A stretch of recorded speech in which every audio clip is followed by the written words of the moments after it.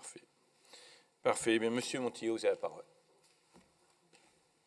Monsieur le Président, mes chers collègues, on a évidemment une communication qui est très intéressante, très riche d'ailleurs sur un sujet majeur. Formation sanitaires et sociales, c'est évidemment extrêmement important. Sans infirmiers, sans aides-soignantes, nos hôpitaux, nos cliniques ne pourraient pas fonctionner. On a déjà un manque de médecins sur notre territoire régional, mais évidemment, nous souffrons aussi d'une carence dans le domaine des praticiens des formations paramédicales.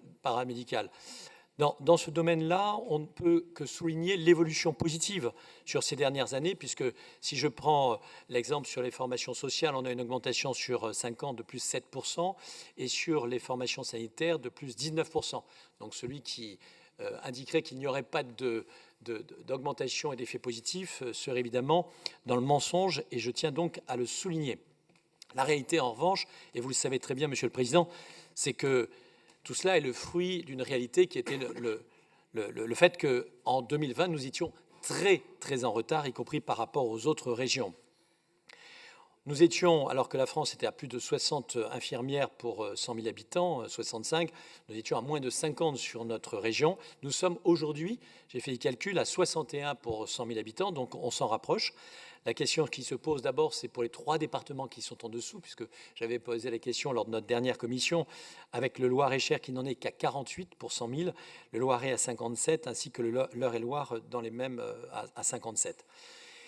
La question surtout, c'est que les milliers de personnels qui n'ont pas été formés dans les dernières décennies, entre 2000 et 2020, évidemment, ça fait autant de personnel dont nous manquons sur notre territoire, et nous le voyons, nous, avec des fermetures de lits qui ne sont pas dues uniquement à l'absence de médecins, mais également à l'absence d'infirmières ou d'aides-soignants. Je pense chez nous, à Orléans, au CHU ou même à l'ESPM Daumaison, l'hôpital psychiatrique de Daumaison. Le deuxième point sur ce sujet, c'est que, outre la question de la formation des infirmières, des IDE d'un côté et des aides-soignants, je voudrais évoquer le point que nous avons débattu lors de notre dernière commission sur les quotas qui ont été donc évoqués pour les orthophonistes, les psychomotriciens, les sages-femmes.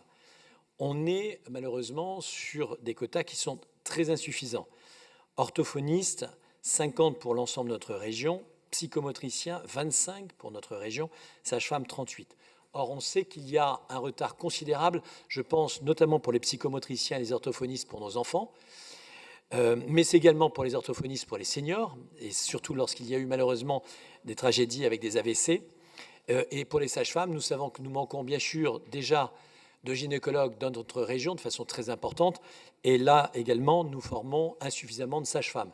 Alors bien entendu, on a débattu sur le fait de dire qu'à partir du moment où nous aurons à partir de 2027 l'universitarisation des sages-femmes, de la formation des sages-femmes, c'est une très bonne chose, et donc il faut espérer qu'avec l'arrivée de nos formations médicales et paramédicales sur le site de l'Université d'Orléans, on pourra augmenter le nombre de sages-femmes formées, mais pour autant ce sont des années de perdues parce que véritablement on est très très en retard dans ce domaine, je voulais le dire.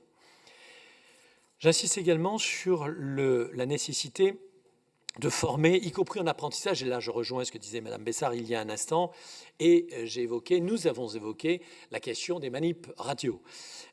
Vous le savez, on est sur Octobre Rose, sur la question effectivement des mammographies, donc du dépistage des cancers du sein chez les femmes. En 2022, nous étions à 54% de femmes qui étaient suivies sur notre région. En 2024, 2 ans plus tard, à 50%. Donc on a diminué de 4 points entre 2022 et 2024. Tout cela, lorsque j'étais au conseil de surveillance du CHU vendredi dernier, la responsable de la partie de dépistage du cancer du sein évoquait les carences totales, l'insuffisance totale de manipulateurs radio. Mais ça, c'était parce que nous évoquions cette question et ce sujet au CHU d'Orléans. Mais c'est la même chose dans les autres hôpitaux, c'est la même chose dans les autres cliniques, c'est la même chose également dans les centres de radiologie. Je donne des chiffres qui sont évidemment importants, sur 3 mois d'attente au CHU d'Orléans, 3 mois d'attente sur la clinique Aureliance à Orléans, Plus d'un mois pour Résonance à Fleury-Aubray, plus d'un mois sur Pithiviers. Je prends évidemment l'exemple dans le Loiret, mais je suis convaincu que sur le Loir-et-Cher, l'Eure-et-Loir, le Cher ou l'Indre, on aurait à peu près les mêmes informations. Donc c'est la preuve qu'il y a là aussi un besoin supplémentaire. Monsieur le Président, vous vous souvenez, j'avais évoqué il y a 2 ans l'opportunité avec l'Institut supérieur des professions de santé de mettre en place une formation complémentaire sur les manipulateurs radio sur Orléans en apprentissage.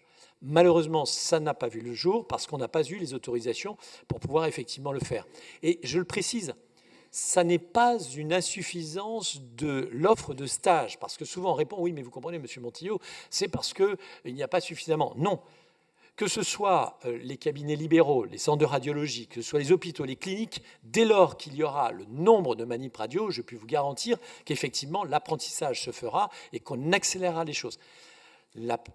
L'insuffisance de manipulateurs radio, ce sont des retards de prise en charge dans les radios, ce sont même carrément des abandons de soins par un certain nombre de personnes, parce que quand on se retrouve à 50% sur la mammographie, on est très très en deçà de ce qu'il faudrait, puisqu'on devrait être au minimum à 70-75% dans ce domaine.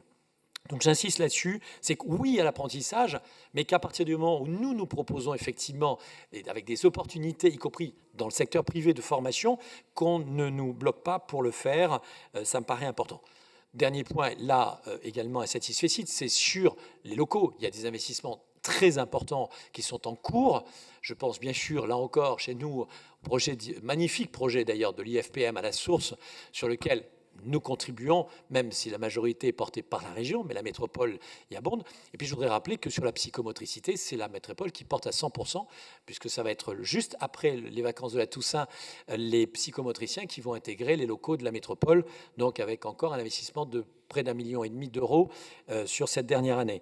Voilà, donc là, les efforts qui sont faits sur l'ensemble des départements, hein, je cite l'exemple du Loiret, parce que bien sûr, je le connais mieux que d'autres, mais pour autant, c'est quelque chose d'important qu'il faut souligner. Dernier point, et je rejoins la région sur cet élément qui me paraît essentiel, c'est la question de la régionalisation sur le Parcoursup. Il est clair qu'on a absolument besoin qu'on ait une véritable régionalisation des critères de sélection à l'entrée en formation sanitaire et sociale sur les plateformes Parcoursup. C'est absolument indispensable. On sait très bien que malheureusement, des personnels qui sont formés chez nous, dès lors qu'ils ne sont pas originaires de notre région, ils peuvent avoir une tendance à pouvoir repartir dans leur région d'origine.